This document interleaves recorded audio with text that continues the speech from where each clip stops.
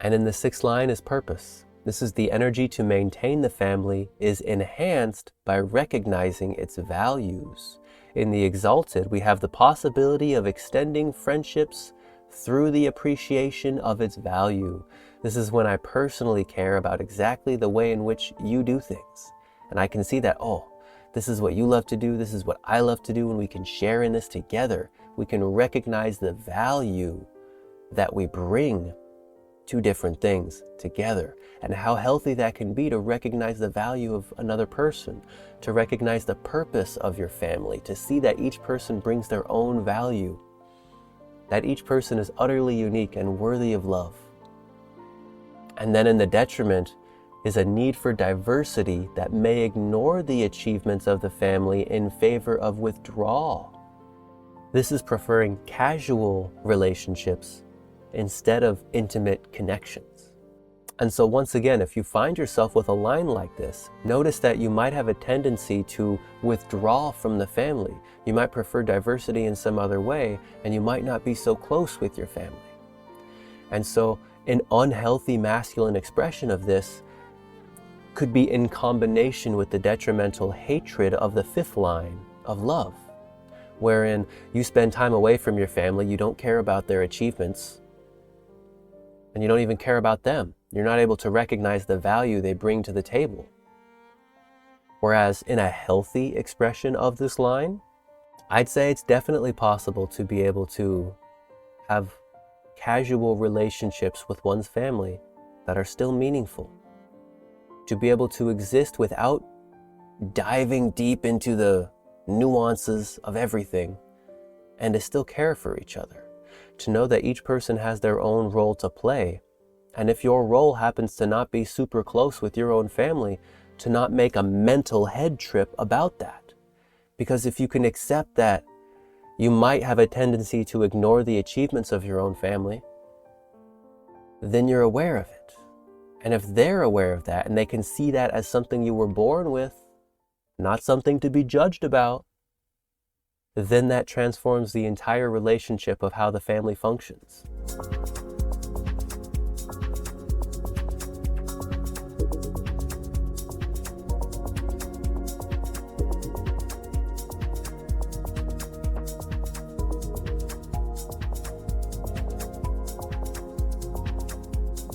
Hello there, and welcome to Dharma Science Radio. My name is Ian, and today we're talking about healthy masculinity through the human design lens. And we're beginning with my own self. You know, I'm a 1-3 profile, and this means that both aspects of myself, my conscious personality and my unconscious design, are within the personal destiny system, as opposed to the transpersonal karma. And so, as a personal destiny, I am deeply, self-absorbed. It's difficult for me to see the perspective of another person, genuinely, because in my unconscious and in my conscious, the orientation is within myself. So it's a mechanical truth that I'm the most self-absorbed of all the 12 different profiles that someone could have. And that doesn't mean it's a bad thing, you know. Being absorbed within oneself is not inherently negative. Now, if I didn't like myself, if I hated myself, then it would be horrible, because my self-hate would be reflected outwards at others, and I wouldn't be able to hear their side of the story because I don't even care about myself. How could I possibly care about you? So thankfully, that's not the case. I care very deeply about myself, and thus I care very deeply about other people. And so to begin for this exploration of healthy masculinity, I'd like to look at my own body graph chart. So you'll find right here, this is my personal human design body graph. You'll see that I have most of the energy centers defined. So say if we're looking over here, there's these defined, and then there's these two defined. This means that I am a split definition human being. That means that I have this sacral center, this adrenal center, this emotional center, and this ego center defined together. Now these are the 4 motors responsible for moving the physical human body. And over here on the other side, you'll see my throat is connected to my spleen. This means that my intuitive, instinctual survival awareness is what is doing the talking right now through the experimentation of the 16, pulling into the depth of the 48 and, well, seeing what shows up. There's no real way for me to know exactly what's going to come out of my mouth, and personally that's something I very much enjoy, is that I can be surprised by what I have to say as much as anyone else. And so the nature of being a split definition means that my mind is always seeking certain bridging gates, such as right here, this 21st gate. I have the 45, I do not have the 21. And now if I had this 21 here, or if somebody shows up with a 21st gate, it bridges my split. It connects one half inside of me, this communicating instinct, with my authority definition structure, this adrenalized emotional system. And this is through the gate of control.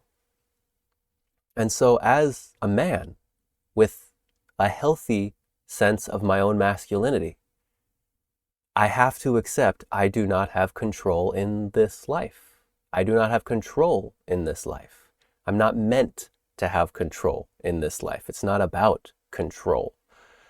However, if I listen to my mind and take it very seriously, I could become absorbed in being controlling and making sure things happen the exact way I want them to be because of this 21st gate, and yet that's really not helpful. It's really not beneficial because I do not have a fixed relationship with control, and that lack of a fixed relationship with control was given from the moment of my birth. I will never have a fixed relationship with control. And so accepting that my mind is interested in finding it, and that I also don't need to take it seriously, allows me to be healthy. Same as well with this 35th gate here. This 35th gate would bridge my 36, connecting my emotional system to my throat instead of my ego to my throat. And so this 35 is all about change. This is all about moving on. This is about being full from things. And so accepting that I do not have a fixed relationship with moving on from something in the human experiential way, that moving on from something, for me, I have to trust my inner authority. It won't simply automatically happen that, yep, I've had enough, it's time to move on, get on out of here. If my mind went in there and tried to amplify that theme, I would probably need to be done with everything. I would need to be, I've had enough of this, I've had enough of that, I've had enough of this, I've had enough of that. This is not to my preference. And the thing that happened that I realized is that so much of this reality that I live in today is not according to my preference. That if I listened to my mind talking about how things aren't according to my preference, and if I trusted that as something real, I don't even know if I'd be alive right now, because I would have given up on everything. I would have let go of everything. I would have surrendered it all in a totally different way that really isn't truthful, because that surrender would have been a falsehood. That would have been a mentally led amplification of I need to move on from this, when the reality is I have a 36 gate down here. This 36 gate is a gate of crisis. The 35 is I've had enough of this crisis, we're moving on to something else. Well, I'm a 36, being able to work in crisis situations, being able to experience the emotional of being in a tense and powerful situation. It requires me to breathe. It requires me to be present with myself and to not get identified with this need to move on, because life will move on when it's time to move on. It's not going to happen when I think it should, because that's how the mind works, is that it tells us falsehoods and tries to convince us. Another bridging gate right here is this 32. This 32 would connect my splenic system to my adrenal system. And now this 32 is all about having the nose and the sense to tell what ambition is genuine, what can truly rise up the hierarchy, what can truly perform the function of transformation on the material plane. And now since I don't have this 32, I can't necessarily expect to know exactly what ambition is genuine. I have a hanging 54, I've got multiple hanging 54s. You can see I've got 1, 2, 3, 4, 5 of them. And so this means there's a lot of ambition within myself, this drive to rise up, this drive to be touched by the cosmic forces and to be recognized.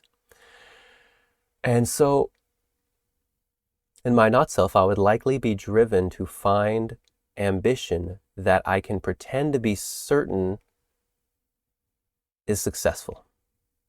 And since I don't take my mind so seriously, I don't get so wrapped up in this 30-second gate, this smell, this sense for what is truly going to be transformational. The fact that I don't have a fixed relationship with it allows me to relax a little bit in my mind that, okay, I don't always have to know what is truly going to be the most transformational. I can trust that my body is built with a selectivity in my ambition, which is a keynote for the 54 and the 6th line, which I have at least twice. This is the line of selectivity. And so I can trust that I am a deeply selective being and that I don't have to get mentally wrapped up in my mind around that. I don't have to get judgmental about other people and, is your ambition genuine? Can you match my ambition? Are you here to do this with me or not? How nasty the mind can become if we allow the amplification field to take over. And the last one here is this 44th gate connecting the spleen to the ego. You see, I've got the 26. The 26 is about manipulating memory for the purpose of longevity. So this is about how I choose to see things. Both in my conscious and unconscious, there is a quality of my will that chooses to see life in a certain way. And it chooses to see life in that certain way because that's the nature of who and what I am. And so on the other side, this 44th gate from the spleen, this is all about the fear of tomorrow. This is about the fear of extinction for the entire species. And so, gosh, I can hardly even explain how powerful that pole personally has been in my life. This fear of what's going to come tomorrow. What's actually going to happen? Oh my gosh. If I were to take this thinking mind seriously, I would be incredibly unhealthy.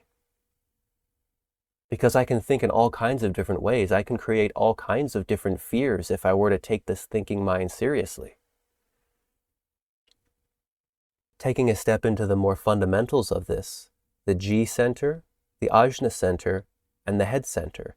These are 3 themes that are going to be very important for my own not self, for my own mind. Not only are the bridging gates important, like this fear of tomorrow, this sense for what ambition is genuine, this needing to move on or not, and the sense of control, that in an unhealthy state, I will seek to find control by moving on, because if I move on, I can let go of what is not transformational and I can avoid dying tomorrow, essentially.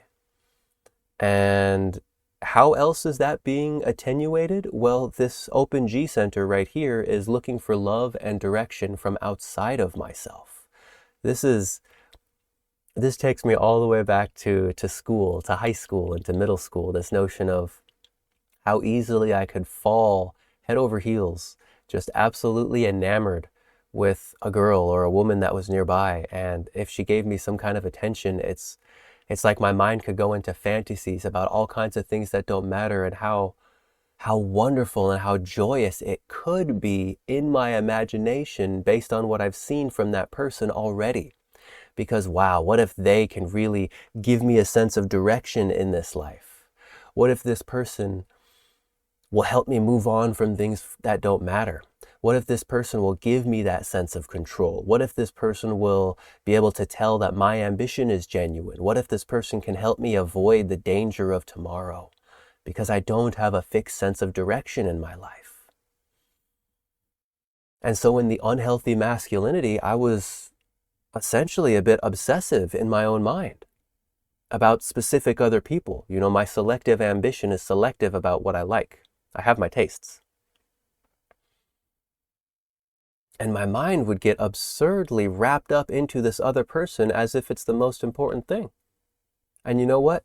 It would do that because over here in the head center, I'm trying to figure out what does or doesn't matter in this life. I mean, I could get wrapped up in this person that has nothing to do with me, and all the things that don't matter relative to me and this person in my imagination are suddenly the most important things. And then down here in the ajna, if I can pretend to be certain with this person, if this person can see that I've got a solid mind and I know what I'm talking about, ooh, they'll fall for me, they'll believe me, and they'll give me their sense of direction. And now I can have a fixed direction, and we can be certain about things that don't matter together. How toxic that is. How unhealthy that is. And so there's a little taste of my own body graph through the lens of healthy masculinity or not, and how the unhealthy masculine with an ajna center is determined to prove to you it knows what it's talking about because I am certain this is correct. This has to be right. This must be the way it is. Up here in the head center, well, I know it doesn't matter, and yet it's the most important thing. Won't you identify with this thing that doesn't matter? Because I'm under so much pressure to think about this thing that's not important. And if only you'll give me your direction in life, then we can be fixed. Then my problems will be solved because I'll have a direction.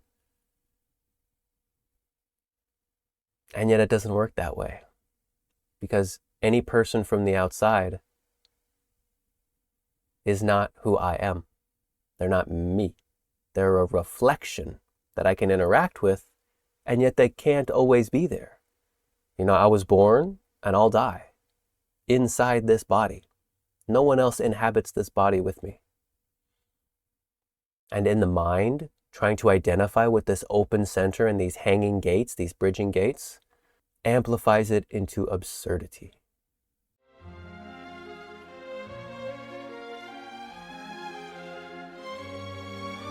The biggest problem I was having was getting my head wrapped around all of the content and all of the information held within the human design system. Ian really made it simple for me to engage my curiosity for one, but made it approachable enough to where I felt like I could immediately get value out of the conversation and immediately start applying things to my day-to-day life where it didn't seem like some big puzzle I had to solve. It was an immediate solution to something that I was dealing with in my life. How am I going to apply this with any sense of reality? And he made it so simple and so easy that I have now been on another year and a half since that first meeting with him and my first introduction into human design. And it has really given my overall life experience and the quality of my conscious experience a great boost, and overall something I would highly recommend to anyone else that's early on in their years or even months sometimes, like I was at human design. I've been following Ian for about a year now, and I got the chance to work with him recently.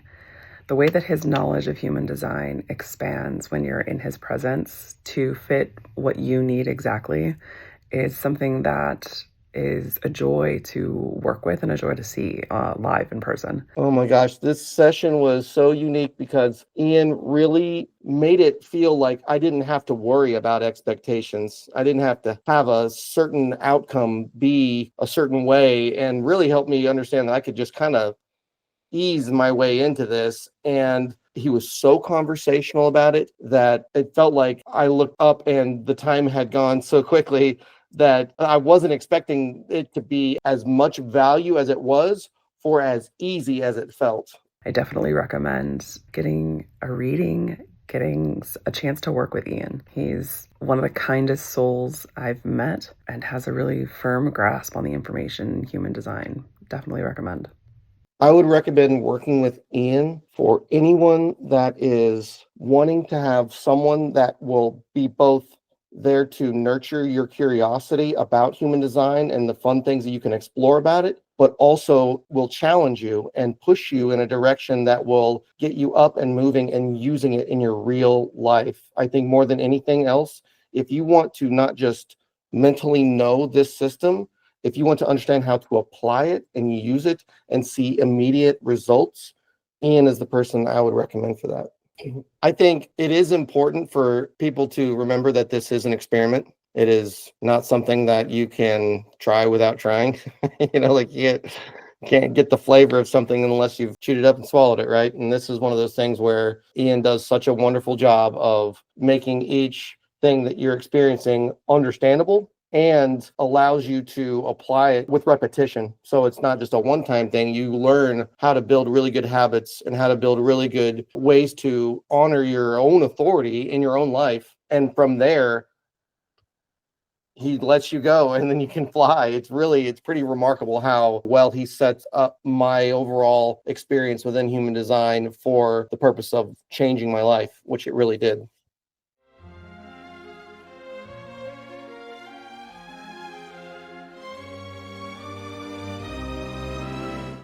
And so for the next step, I'd like to look at some of the channels of my cross. You see my sun earth on the personality and my sun earth on the design. You'll see that I'm a 1-3 profile, which means that over here I've got the 37 in the first line as my personality sun, and we'll look at that first. So right here we see this is the gate of the family. This is the manifestation microcosmically and macrocosmically for the organic nature of communities. So we're seeing a micro and a macro cosmic relationship with community.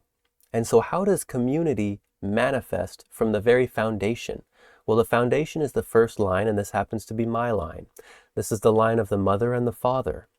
This is a position of inherent respect that ensures a focus for the development of guidelines.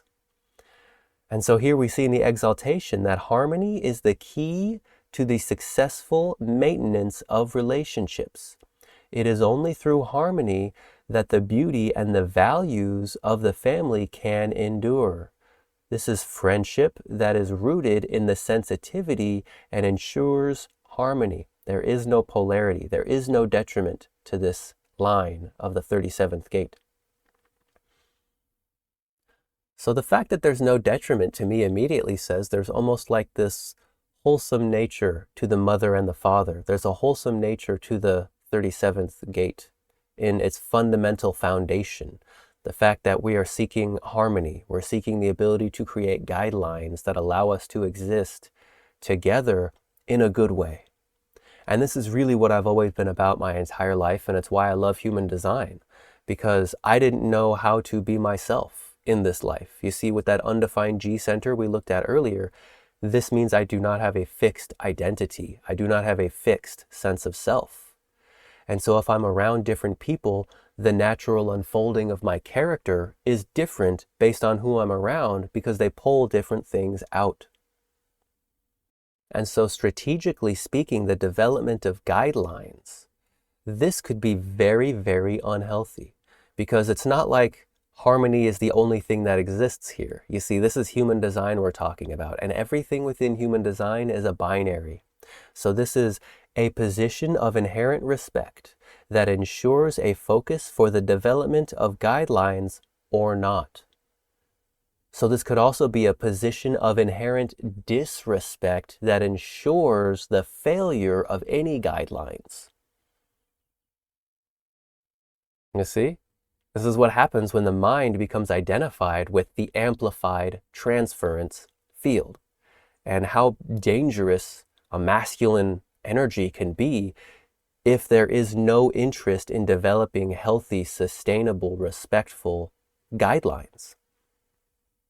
If the guidelines for this mother or father are not wholesome, I'm sure you can imagine how things happen. There's all kinds of horror stories of parents mistreating their children. And when we look into the past, there's very different relationships we had with our parents, and much has changed over time. And so I see the inherent respect. This is what it's all about to be healthy in the masculine sense, is that I know who I am. I know my way. And because I know my way, because I trust in my inner authority, I will not overreach into your authority. I will not try to be your authority, because I know that the authority in truth comes from the inside. And this is the most fundamental guideline anyone can have, in my personal opinion, is the notion of developing an awareness of one's own inner authority and type strategy. This is the fundamental method that I use for making decisions in my life, and I've been doing it for about 7 years now. And I can tell you, life has gotten very interesting. So we have the foundation of the family is about the mother and the father and the seeking of harmony through guidelines. Now the second line is all about responsibility. In the exalted position, this is the understanding of the principle of individual responsibility as the foundation for successful cooperation. The possibility of friendship through individual responsibility. And in the detriment, a tendency to point out the responsibility of others. The possibility that friendship will lead to pointing out the responsibilities of others. And so if we know about the second line, we know it's here to be called out. And there in the detriment, we see that the second line is interested in calling out others and saying, that's your responsibility. That's your responsibility. That's your responsibility. And so the first thing I want to say is that if you have a line like this in detriment, do not judge yourself as fundamentally unhealthy because you see a line that looks unhealthy and you've seen it in your own life. This is a form of morality that belonged to the previous species of human, the seven-centered, strategic human. We are nine-centered, as I showed you earlier in my body graph. And our potential for conscious awareness goes far beyond what our ancestor had access to. And so if you see yourself pointing out the responsibilities in others, notice how you do that. Notice when you do that. Pay attention to how it happens. Because if you find yourself constantly frustrated or bitter and pointing out how people are failing at everything, now that sounds pretty unhealthy to me. Because the frustration and the bitterness are distorted vibrations for the generator and the projector. Whereas the possibility of friendship through individual responsibility, you see the second line is a natural at everything it does. It doesn't necessarily always have the words to explain itself, and yet it has its own determined quality of this or that. I am this way, I am that way. And so the second line in the exalted format is naturally responsible on its own individual level, on its own personal level. Like, I'm responsible for this and I naturally unfold this stuff. And now in the unhealthy masculine, naturally, that's the inability to have individual responsibility. This is the lack thereof of such things, which in the end destroys friendships. Because they're not able to hold up their end of the bargain. And something about that, if you're not able to hold up your end of the bargain in a situation, what do you think would be the healthy response to that? Personally, I think if one is unable to uphold their end of the bargain, if they're literally not able to maintain, then something needs to change.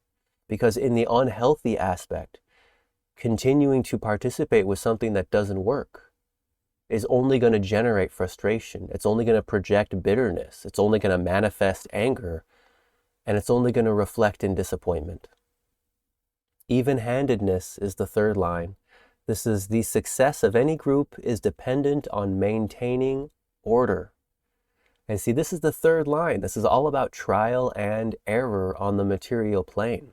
This is all about the ability to do something in a different way, to see the effects, and to discover the results of doing things in all kinds of different ways.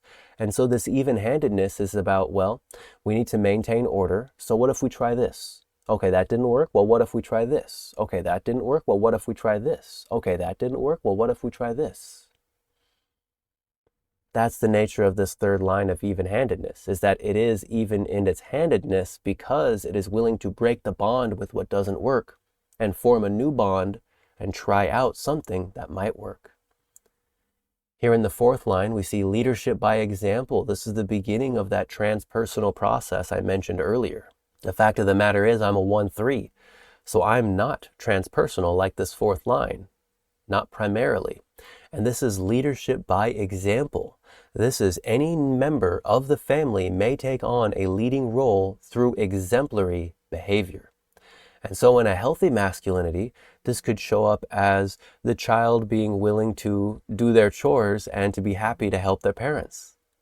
As unhealthy masculinity, maybe the child is willing to form leadership through the process of disobeying their parents, through insulting their parents, through running away, through causing problems. You see, this fourth line is not interested in investigation in the same way as the first line is. It's not here to get to the foundation. It's here simply to get its message across, and to get its message across at the right time for the most influence. The fifth line, this line is so beautiful. This is the line of love itself. You see, the fifth line represents the ultimate projection that we have around a gate's idea. So this is Gate 37, the gate of the family. The fifth line is the family's all about love. And love is the natural and unaffected devotion to the family. In the exaltation, this is perfected sharing. This is natural harmony and sharing possible through friendship. Simply that we care about each other, we love each other, and we're going to share, we're going to support. In the detriment, this is an emotional dependency that often turns love into hatred. The possibility of dependency turning love into hate. You know, it's always the binary. This is love or not. Love or its opposite. Love or hate. Devotion to the family or the absolute disgust with the family. And so it's not very hard to see how that could be healthy or unhealthy. I mean, the parents, they do their work. The children, they play their games. They do what they do. And they support each other. They share with each other. They're working together to get by one day at a time.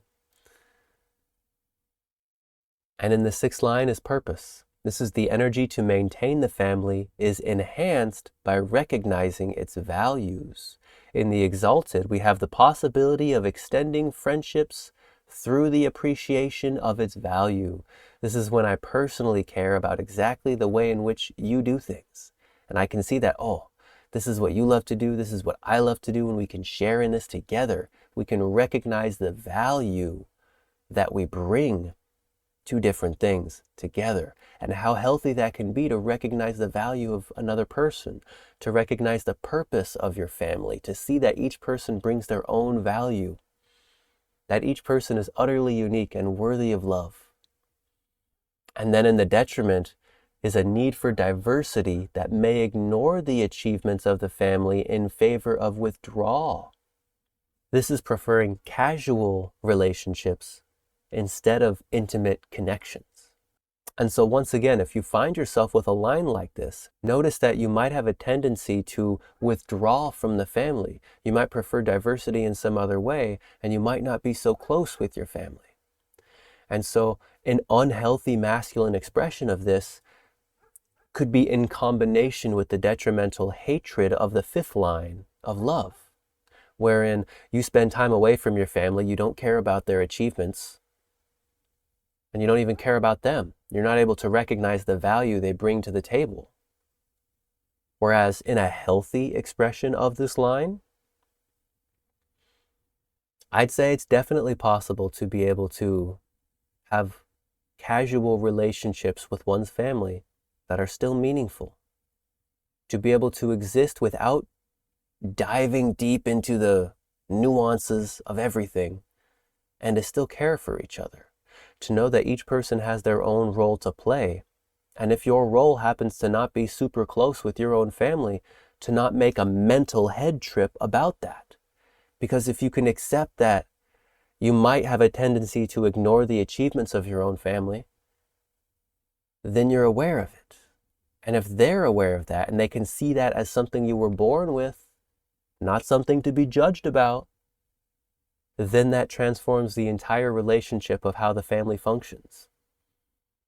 For you see, in family dynamics, there's something called dysfunctional pentas. And this is the vast majority of families, is that we don't have fully functional pentas.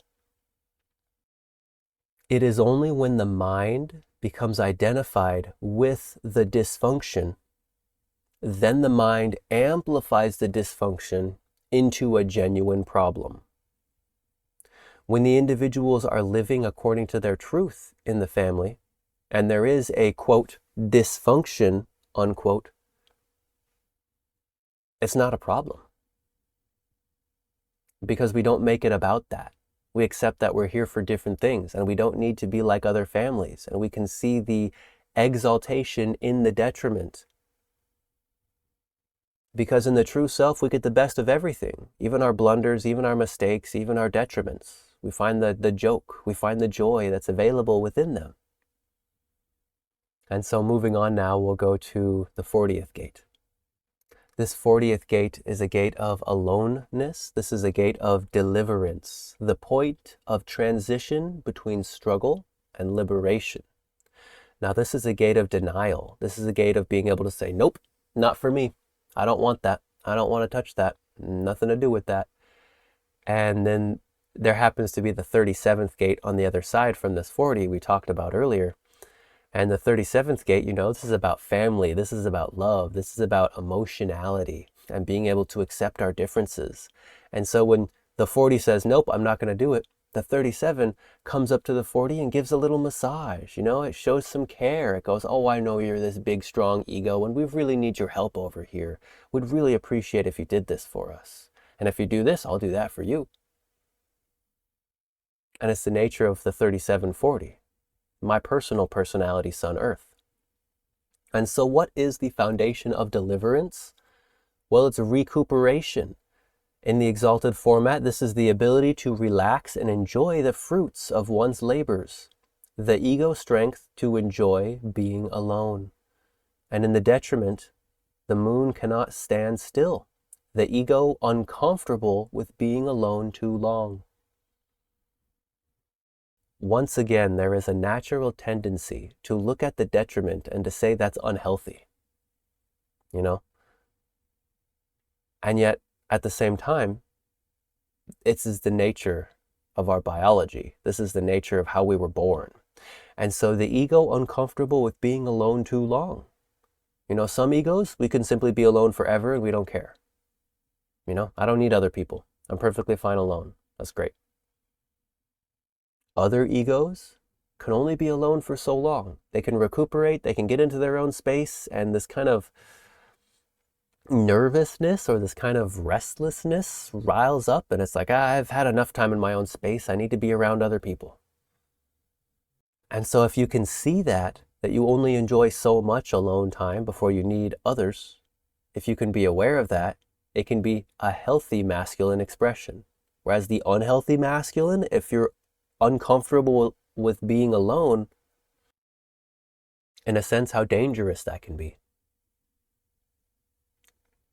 Because if you're uncomfortable being alone, if you don't know how to communicate that, if you don't have anyone to communicate that with, that you need someone, then what is your mind going to do? Well, I know in my not self, in my mind, I'm going to be dealing with those hanging gates that bridge my split and those open centers. So I'll be looking for love and direction outside of myself, pretending to be certain about things that don't matter, because I can find control to move on from things and get away from this fear of not having genuinely powerful and successful ambition. And how restless that can be if you identify with that kind of a story. And then on the other side, of course, the ego strength to enjoy being alone. How lovely that is. To be able to put in one's work, to receive the fruits of one's labor, and to enjoy it. Without, having to flaunt it with other people. Having to show off how much you have or how well off you are. How unhealthy that can become when one is dependent on others for their validation. Such as somebody who sees this line of recuperation in an undefined ego. Somebody whose mind wants to receive validation from other people, and in theory they may enjoy being alone and enjoying the fruits of their labor, and yet if they're identified with their mind amplifying all kinds of things, then it's not possible to enjoy being alone with the fruits of your labor, Because who's there to prove to you that it's really worth it? Because your mind needs to receive validation and approval from others. And if you're identified with receiving approval from others, then how are you going to enjoy the fruits of your labor alone? In the second line, we find resourcefulness. Exalted, this is the power and authority in deliverance to shed forever the qualities which hampered liberation. Whoo! How powerful that is. To shed and to let go, to have that natural power of the second line to, nope, I don't mess with that whatsoever. That's not me. And on the healthy masculine side, being able to truly let go and remove oneself from what hampers liberation, fantastic, wonderful. On the unhealthy side, once again, this can be that need to receive approval from others. This can be denying my own liberation because others only approve of me when I sacrifice myself for their benefit. How painful. The third line of humility, a calculated mode in deliverance to avoid attracting the attention of negative forces. What a definition. Have you ever heard of that as the definition for humility? That humility is a calculated mode in deliverance to avoid attracting the attention of negative forces. It's a third line theme. The fact that humility is something we learn over time, especially as third lines. We learn how to see, I've tried that and that brought a lot of negative attention, so I'm not going to do that. And so naturally, this is always the ability to avoid attracting negative attention or not. Because in the not self, it could get off on the negative attention it attracts. Especially, say, projectors who get off on their own bitterness and then they find somebody to be bitter with and they can have this negative energy field around them that's simply amplifying nonsense to the end of the earth. And yet in the healthy masculine, there is that ability to be humble. That ability to have, and that ability to learn how to avoid attracting negative forces through trial and error. So in this line of organization, we find that in the exalted, the power to transform and the intuitive intellect to select and organize for the purposes of maintaining deliverance. The power of the ego, when organized and active, to maintain separateness. Now, how important is that? To maintain awareness that you and I are different people. That I belong here, you belong there. That I do this, that you do that. It's okay that we're separate. And it's good that we're separate. I'm organized over here, you're organized over there, you do your thing, I do my thing. And in a healthy masculine format, that's beautiful because we're moving things forward with deliverance. We're delivering the package. We're moving the energy forward. Things are happening. And then in the unhealthy expression of this exaltation even, there could be a maintaining of separateness that comes from the need, say, to be certain about things. Say my undefined ajna and this need to be certain. That I know you belong over there. I know I belong over here. I know that we're separate, and don't you dare try to tell me otherwise because I'm certain about this.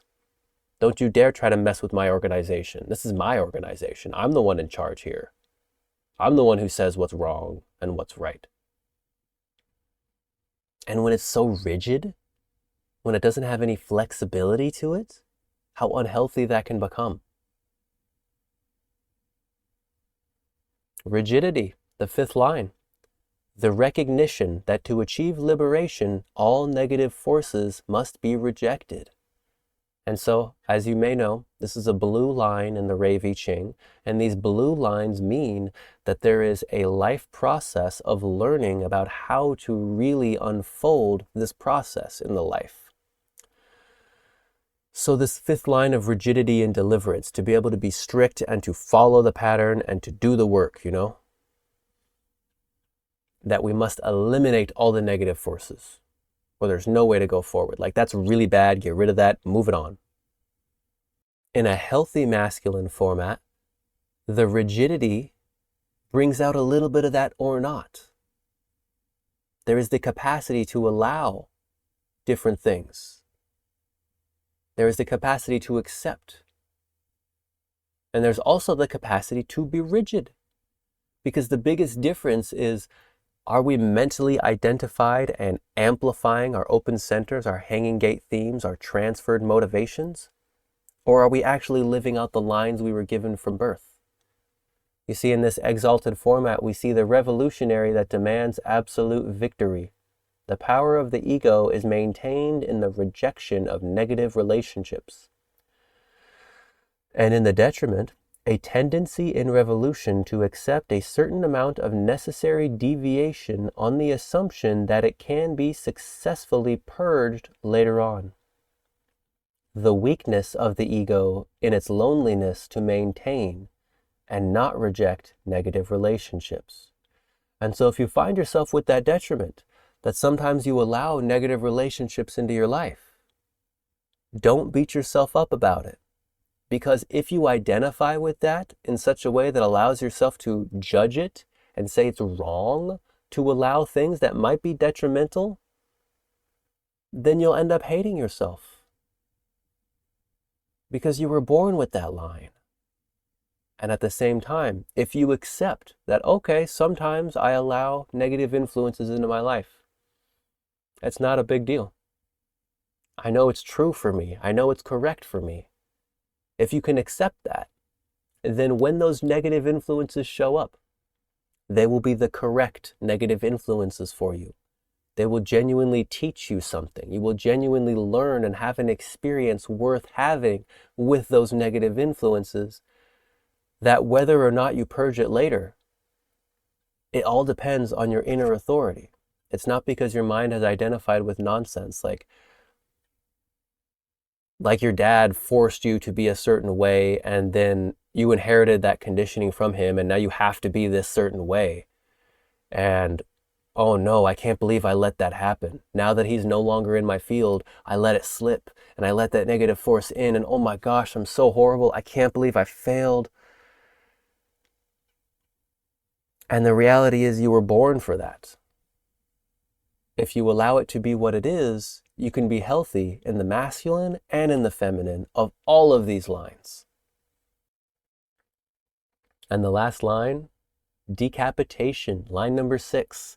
The necessary destruction of inferior forces in positions of power before liberation can take place. In the exalted, the authority, coupled with the magnanimity to remove from power only those which deserve such drastic treatment.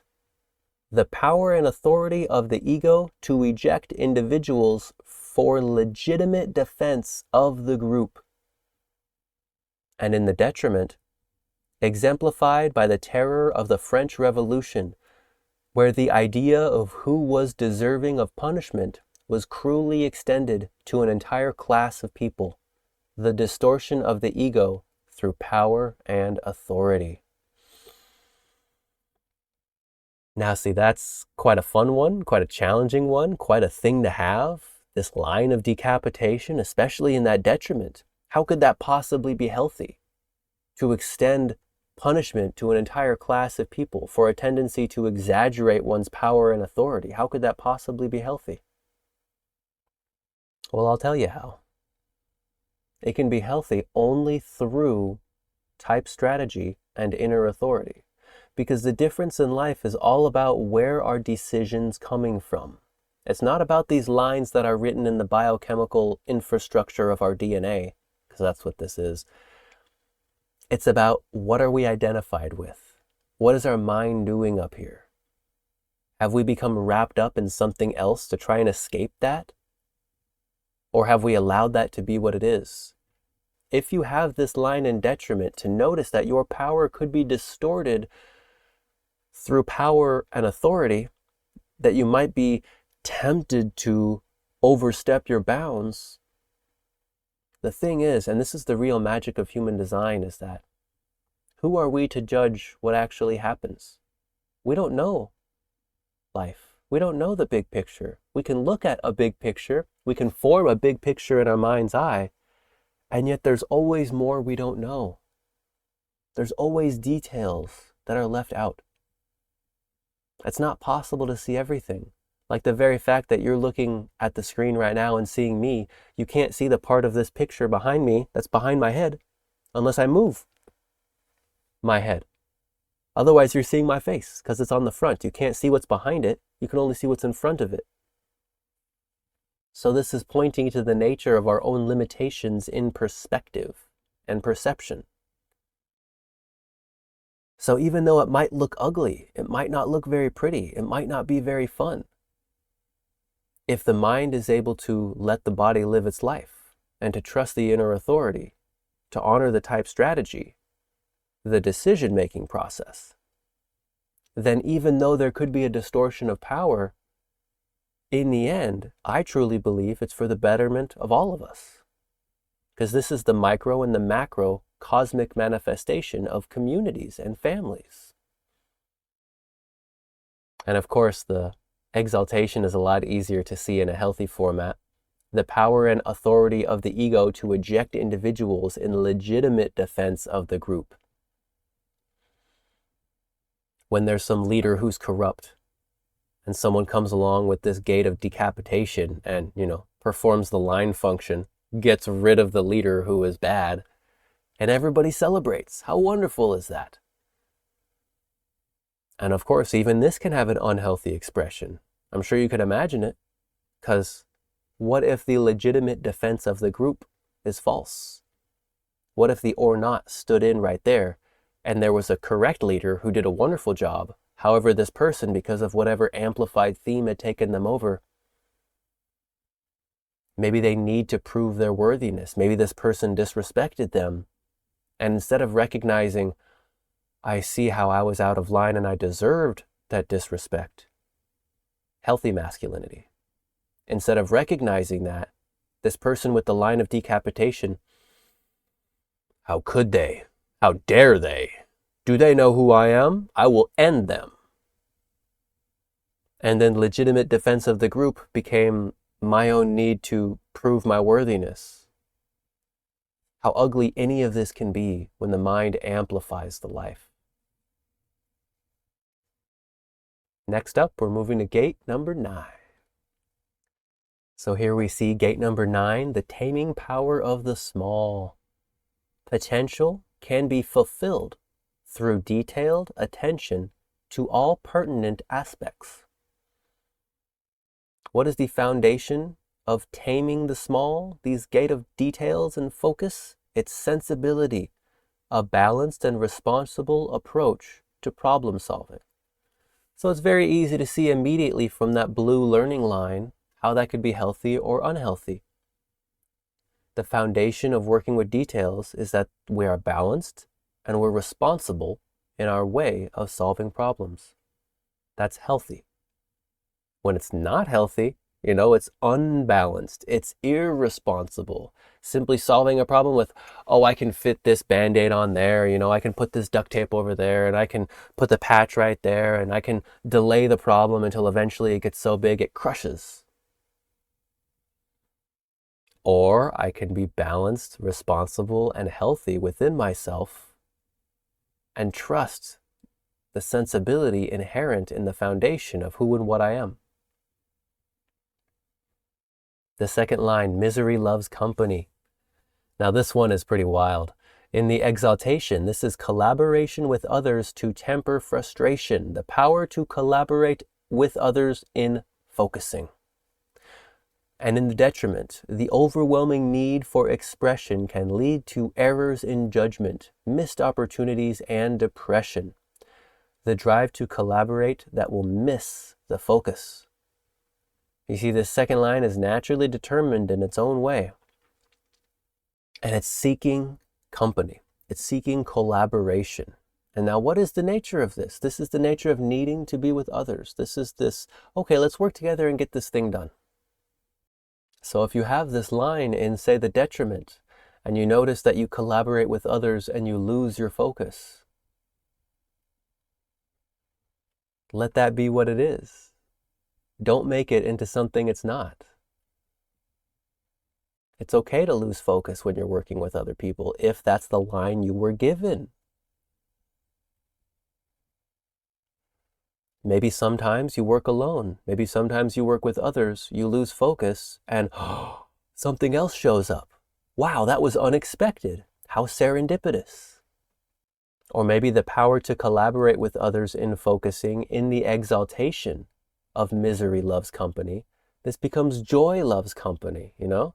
We're working together, we have a fun time, we focus in on what we do, and it's great, you know? We're naturally flowing together. And then I see the unhealthiness as very easy from the line itself, the name of it, misery loves company. This is people that get together and they complain about other people. They complain about themselves, they complain about life, and they try to perhaps one-up each other on how horrible their life is. I've got it worse. No, I've got it worse. No, I've got it worse. You don't even know. I mean, how ugly is that? No one likes that. It's not attractive at all. At least I don't think so. It's not the kind of guideline I personally support. The next line is my own personal line, the straw that breaks the camel's back, the overlooked minor element that always predetermines failure. What a line to have. Doesn't that seem purely negative? Doesn't that seem purely detrimental? Well, let's look at the lines and see what they have to say. In the exaltation, this is the use of force to temporarily overcome impediments, the loss of power through the failure to focus. And in the detriment, persistent force that saps vitality and turns molehills into mountains. The power to turn a focus into an obsession. Now this is one that I have in detriment. This powerful nature in my unconscious sun. You know, it's in my unconscious sun. So my body is shining through with this persistent force that saps vitality by making big things out of small things. And it's also this focus that is so strong. My personal experience is that this focus is so incredibly strong from my unconscious that it clicks and it disconnects and the focus is lost in a moment. And then it slowly rebuilds back up into its own focus in a new stage, in a new way. And so I noticed that, say for example, I could be driving down the road and all of a sudden, bink, whoa, I realize I'm alive. I'm driving, I'm here in my car, I'm doing a thing. Whoa, all right, I'm alive. Okay, great. In that moment, focus was lost. And it's from the unconscious. And the fact that I don't make a problem out of it is what makes the masculinity a healthy thing. At least that's what makes it possible to be healthy. The minor, overlooked element that always predetermines failure. You see, as a third line, that's kind of interesting. As third lines, failure is fundamentally our version of success. Because failure is, aha, that didn't work like that. And with this line, it's like, ah, yes, I found a new thing that doesn't work. And I learned what happens when that unfolds. So I'm able to learn all kinds of different things from different perspectives that other people might not have noticed.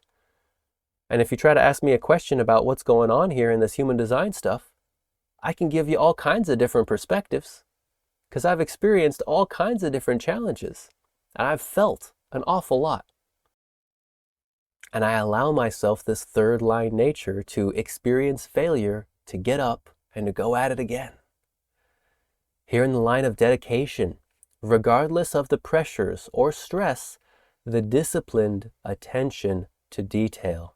In the exalted, right action that leads inevitably to actualization, the power to act on the potential of the focus. In the detriment, the persistent urge to want to skip essential steps, the drive for action that ignores the details, this line of dedication. So if you have the pressure to skip essential steps, if you notice that, if you are with that, then you'll see the power of skipping a step. You'll see this power of missing a detail and what magnificence that detail has. And oh wow, now I know that detail is so important. unhealthy masculine expression, oh my gosh, I skipped this step and it's your fault. You did this to me. How could you do this? You know, the fourth line is all about niceness or meanness. They can be really mean and cruel. And if they're a split definition, if it's a wide split, it's always your fault. Wide splits, they're always blaming the outside world and other people for their problems. Everything is the other person's fault. Even if they're the one who skipped the step. It's like, how did you not know I was going to skip that? You were supposed to fill in for me. You're supposed to cover my back. How could you? I thought you were my friend. The games we play with each other when we become identified with stuff that doesn't belong to us. The fifth line of faith, the trust that detailed adherence will lead to fulfillment. Now this one is interesting because loyalty to the letter of the law. This one is something that I found very interesting because, well, apparently this is the projection we place upon the details. The highest projection from the smallest of details is that we are loyal to the letter of the law. And I would have to say, in my personal interpretation, that feels very seven-centered to me. It feels very strategic and unnecessarily certain. Loyalty to the spirit of the law, I see as much more wholesome, much more healthy. Because if we follow the letter of the law, what if the law was written in the past and is no longer relevant right now?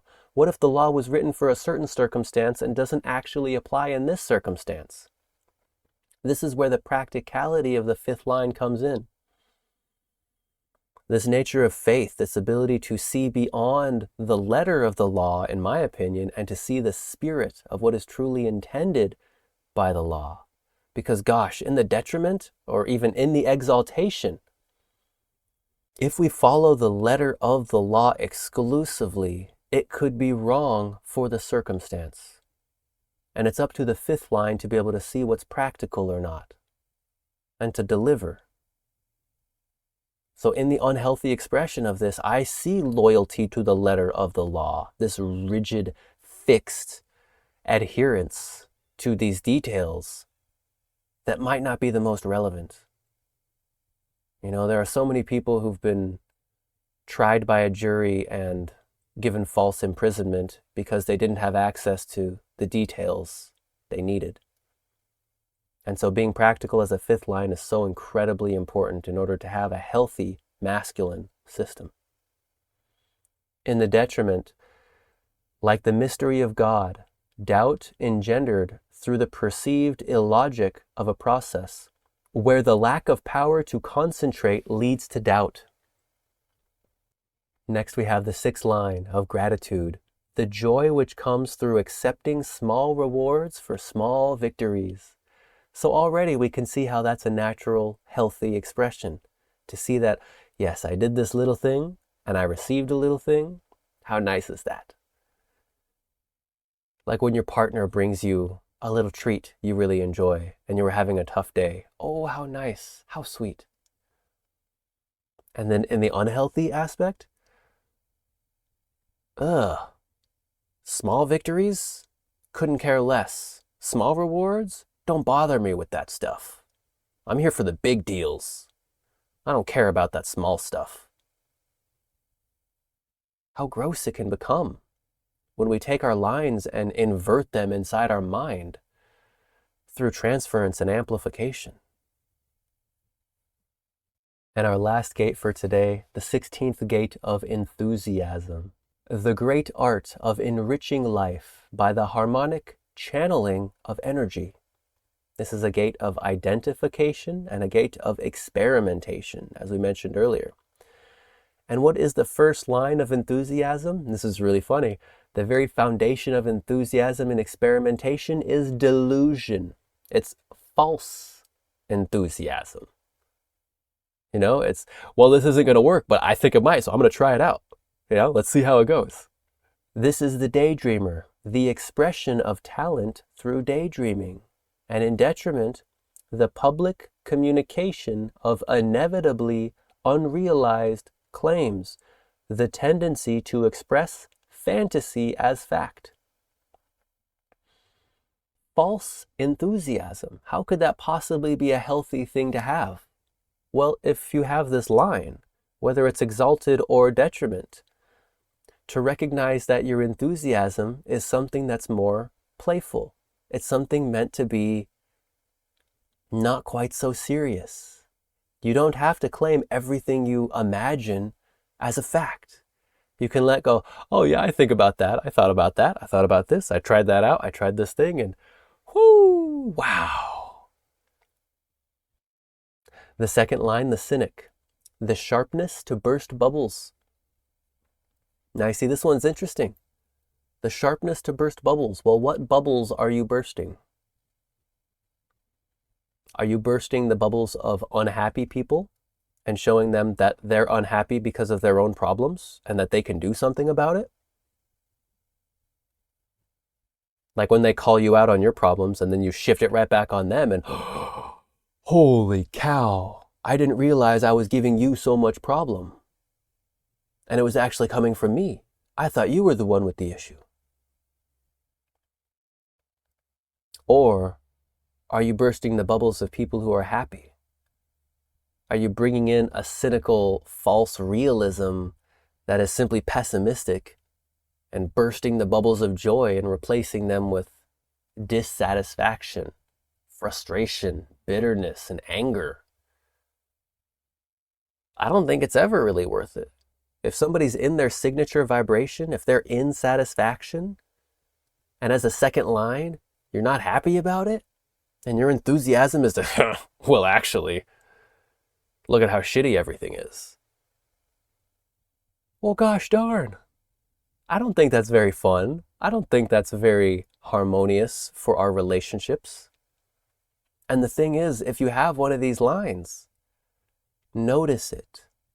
Be aware of it. There's no need to judge it. Because even though if I may not like a certain line and how it shows up, that could simply mean I'm not meant to be around that person. There are other people who might really enjoy cynical energies that's always looking at the negative. Maybe that's their force. Maybe that's their way. Who am I to judge?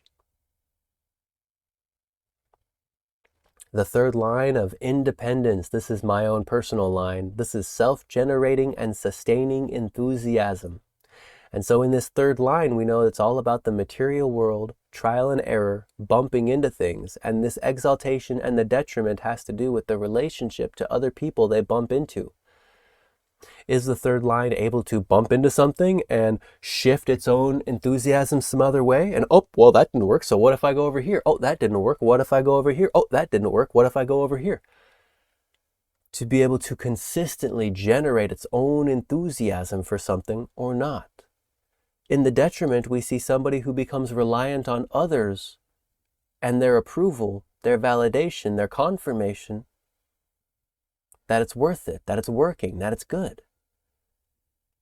So if you find yourself with this detriment and you can't always generate your own enthusiasm, if you trust your strategy and authority, I guarantee you, sooner or later, you will be around the right people who are able to give you the validation you seek and you need. You'll be in the right circumstance to unfold your life correctly in a joyous manner. At least I believe joyous. If you're not identified with falsehood, I believe you can find the joy in anything. And yet, if you are identified with falsehood, I believe you can find suffering from anything. And that's the fundamental difference between a healthy masculine and an unhealthy masculine.